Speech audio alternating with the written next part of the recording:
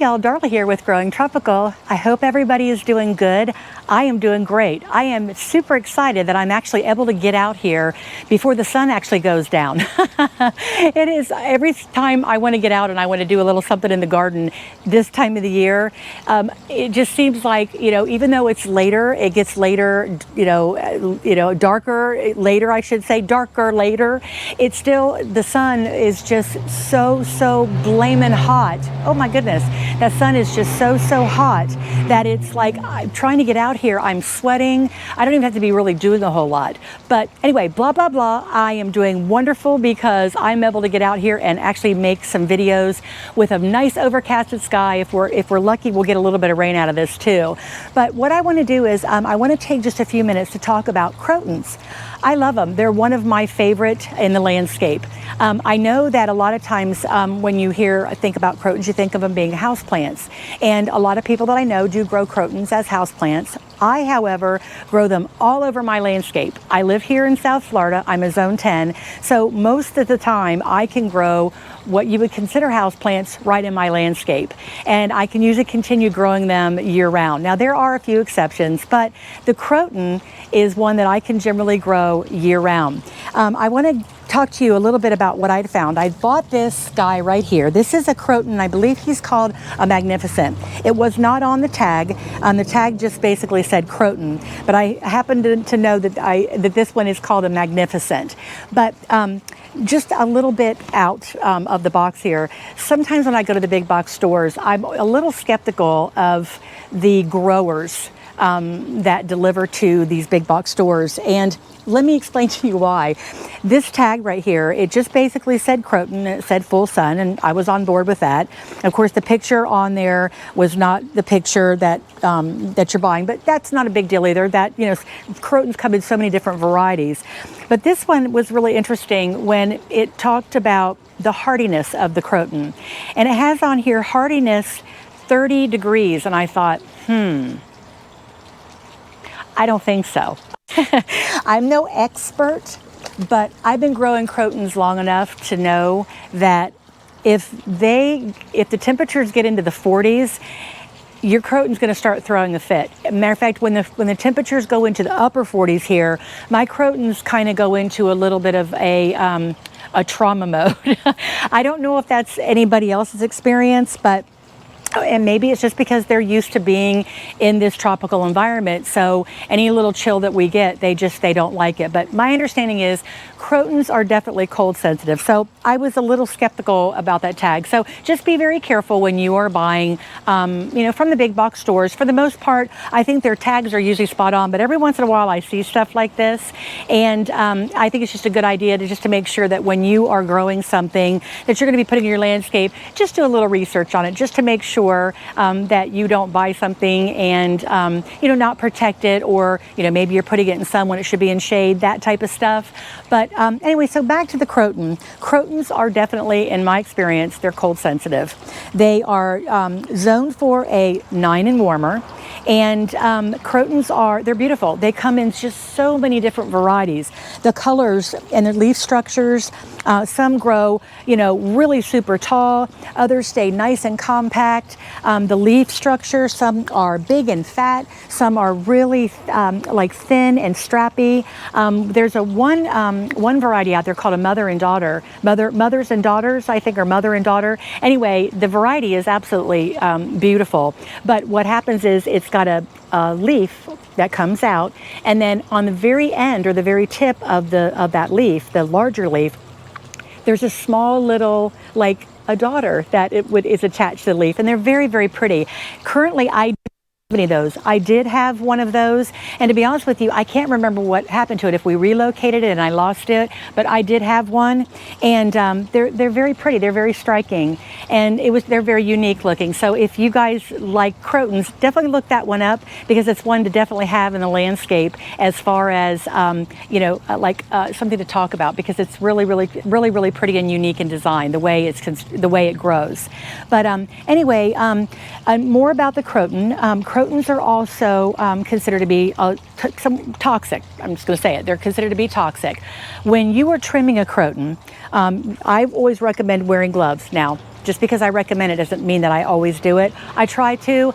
I've trimmed my crotons without gloves. I've gotten the sap on my hands. I don't seem to be like demonstrating any kind of sensitivity to it or anything like that, but you could definitely have a sensitivity to the sap in the leaf and in the stem when you cut it. So you want to make sure that if you do have any type of sensitivities when you're in the garden to like maybe other plants that have like a sap-like substance, that you definitely want to make sure that you wear gloves when you're trimming your croton.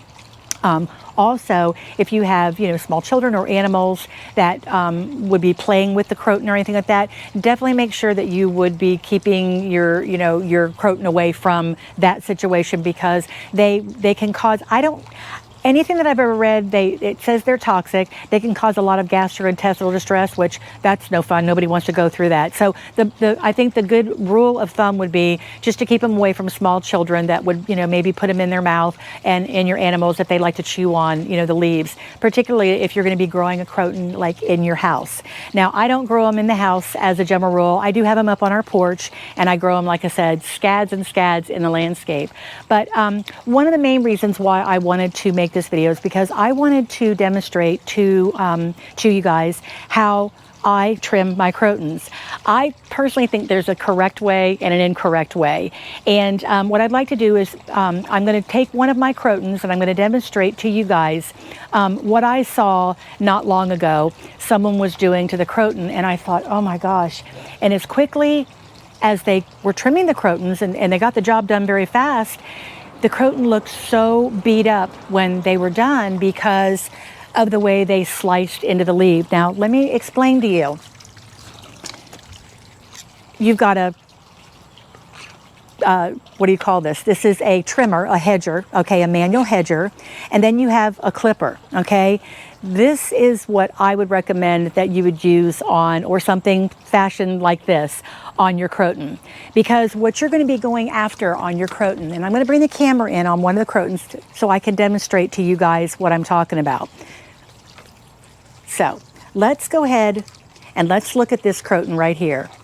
And just for identification purposes, this is a Mamie croton right here. Now, what I'm going to do is I'm going to also go ahead and put on my gloves, because I want to set a good example for you guys. And I do think it's kind of important just to make sure that you're protecting your hands from the sap.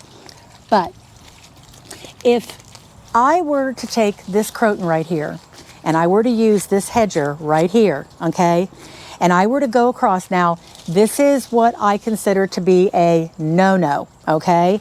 And I'm going to only do this for demonstration purposes. But if you're to go in there and you do that, okay, what you are left with is a lot of ugliness right here. Whoops, let me get the camera here so you guys can see. Look at how these leaves are sliced right in half. And if there were any new growth or anything that were going to be coming through, you potentially are going to wreck that new growth that's coming in there as well, if you sliced right, through it. So I always say that that is a no-no. Like I said, I saw someone do that, and I was just like, when they were finished with the plant looked very, it looked tattered and just, it was very ugly. I didn't care for it at all. And, now don't get me wrong, the croton, it's not going to harm the croton as far as, it's not going to debilitate it or kill it or anything like that. But I think when you have something as pretty as the croton, and you've got these beautiful long strappy leaves, I think you want to just keep that look going. So let me show you guys what I do and how I actually trim my croton. So slicing is a no-no. What you want to do is determine how far down you want to take your croton, okay? And in this particular case, I'm just going to kind of clean up the edges, which is why I took it only right here when I sliced across the leaf. But what you want to do is you want to go ahead and you want to take it down to, for example, I want to just come down into here, okay? So you take your stem, okay, find your stem here, and really all you have to do is you can cut anywhere on the stem. There's really nothing to say that you can't cut, here or here. There's really no rule, in my understanding, there's no rule when it comes to trimming the croton, any particular place on the stem. But what I would recommend, and what I do with mine, is I just kind of go down to wherever I want to take them. And for example, this leaf right here, I'm just going to kind of go in right here. I'm going to bring the camera in really nice and close up so you guys can actually see this, okay? And so what we'll do is we'll take this guy. Now I'm just going to go right down in here, and I'm just going to follow right down until I come into the next stem. And I'm going to pop him off like that. Now see, you've got a nice clean cut. There's no ugly, let me get this guy out of here. There's no ugly like this over here. There's no ugly, you know, slice in the leaf. And it's so much better looking. And when you're finished, you are going to be so much happier with what you did, because you're going to turn around and you're going to be like, okay, that looks really good. I like that.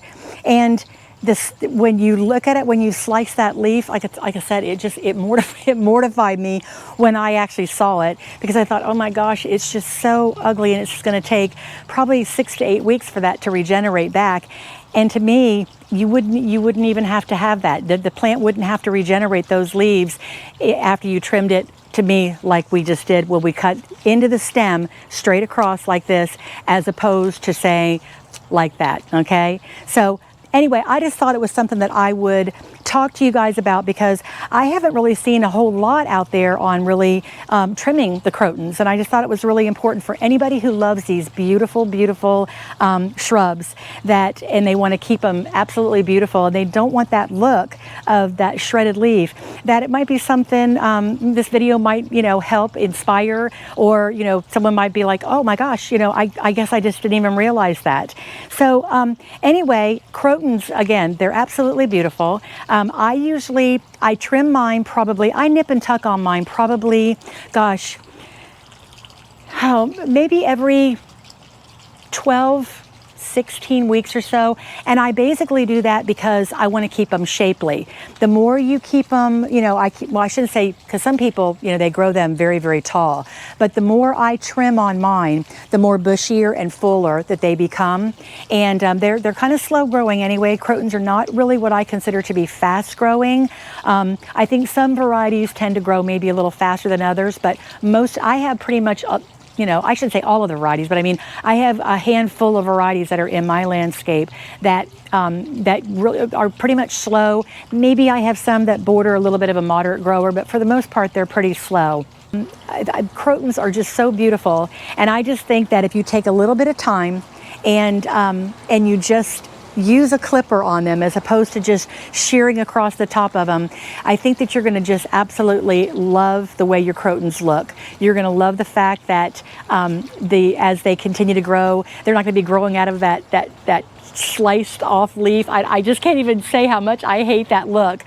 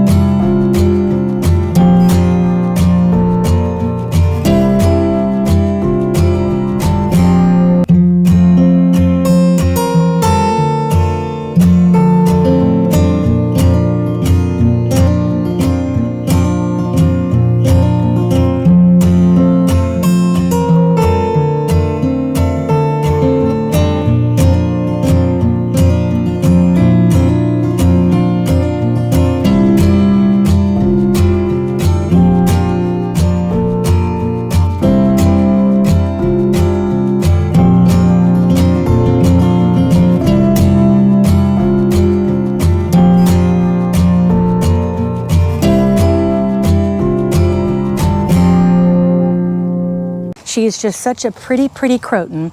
And again, you definitely want to make sure that you don't go in there and you don't do any slicing of these leaves. Can you just imagine taking and slicing across that leaf like that, as opposed to just going ahead and figuring out how far down you want to take them, and then going down again, like I said, and just kind of clipping into the stem.